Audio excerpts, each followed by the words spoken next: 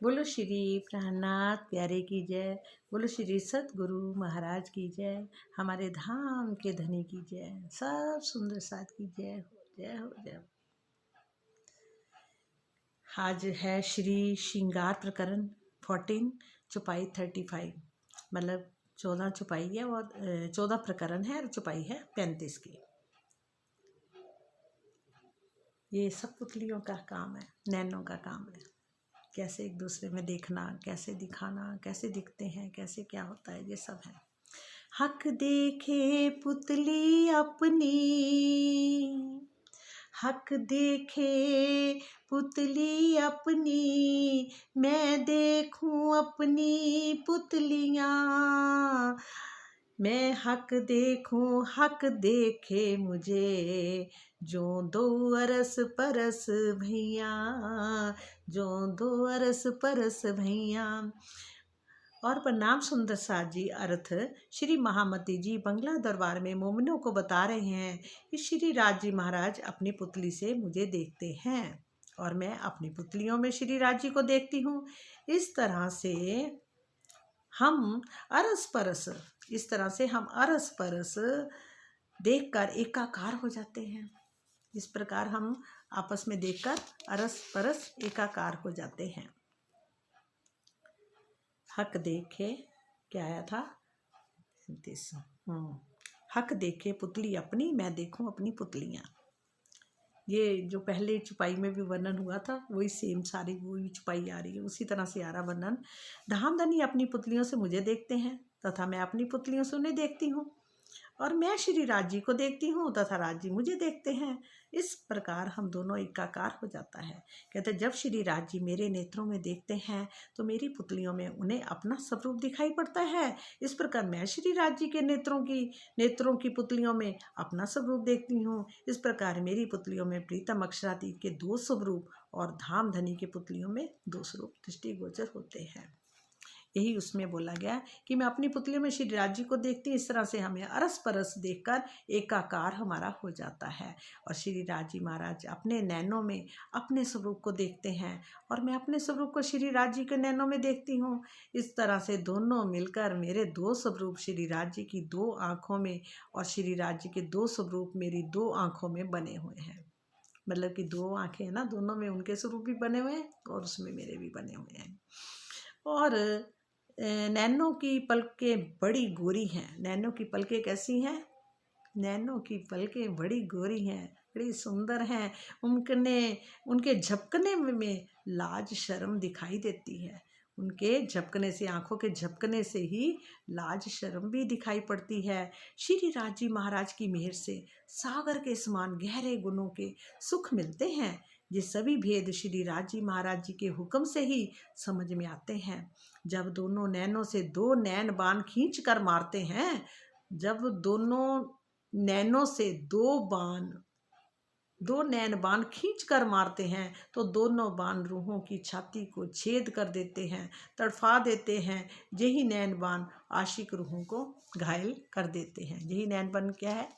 आशिक को घायल कर देते हैं, आशिक रूहों को घायल कर देते हैं। नैन बाण आशिक रूहों को घायल कर देते हैं। कहते हैं ना, जब दोनों नेत्रों से प्रेम के दो बाण चलते हैं ना तो दोनों बाण आत्माओं की छाती को छेद देते हैं और ये बाण आत्माओं के हृदय के छेद कर शरीर के बाहर निकल जाते हैं। कहते हैं दोनों भुएं धनुष के ऊपरी भाग के कार्य करती हैं। जैसे धनुष बाण बना नहीं होता, वो ऊपरी भाग का कार्य करती हैं। नेत्रों की पलकों का निचला हिस्सा धनुष की प्रत्यंचा डोरी की भूमिका निभाता है। कौन सा? नेत्रों की पलकों का जो निचला हिस्सा होता है वो जैसे डोरी नहीं, प्रत्यंचा डोरी चढ़ती है, उस तरह से निभाता है। इसी प्रकार हृदय रूपी तरकश में प्रेम के अनंत बाण रखे होते हैं जो आँखों के माध्यम से प्रकट होते हैं और पलकों की डोर पर चढ़ाए जाते हैं। जिस प्रकार छाती में तीर लग जाने पर मनुष्य मृत्यु को प्राप्त होता है। जब छाती पर तीर लग जाता है तो मृत्यु को प्राप्त हो जाता है। उसी प्रकार श्री राज जी के प्रेम रूपी बाण लगने से आत्माएं शरीर और संसार से मर जाती हैं, शरीर और संसार से मर जाती हैं। भले इस संसार से वो समझ लो परे हट जाती हैं, मर जाती है, या मतलब क्या है, परे हट जाती है। उसी प्रकार श्री राज्य के प्रेम रूपी बाण लगने से आत्माएं शरीर और संसार से मर जाती हैं, शरीर और संसार से मर जाती हैं। मतलब कि ये नहीं कि मतलब कि उसके लिए शरीर और संसार कुछ रहता नहीं है जब उस बाण लग जाता है तो, अर्थात इनके मोह जाल से अलग हो जाती हैं, इनके मोह जाल से अलग हो जाती हैं। और जो संसार की ओर से मर जाता है वही परम धाम की तरफ अपनी दृष्टि कर पाता है। उसी की दृष्टि उधर जाएगी जब संसार से, शरीर से भी और संसार से भी मर जाता है, यानी मोह माया इन चीज़ों से परे हट जाता है, तो फिर उसकी दृष्टि परम धाम की तरफ लग जाती है। और इस ये तथ्य है, संकेत करता है, जो पहले आप मुर्दे हुए तो दुनिया करी मुर्दार, हक तरफ हुए जीवते उड़ पहुँचे नूर के पार। वही स्थिति आ जाती है जो इस संसार से, आत्मा शरीर और संसार से मर जाती हैं, अर्थात उनका मोह जाल से अलग हो जाती हैं, तो संसार की ओर से मर जाता ने कहा है, वही परम धाम की ओर दृष्टि कर पाता है। और इसी तथ्य की ओर संकेत किया है, जो पहले आप मुर्दे हुए तो दुनिया करी मुर्दार, और छाती और हक तरफ हुए जीवते उड़ पहुँचे नूर के पार।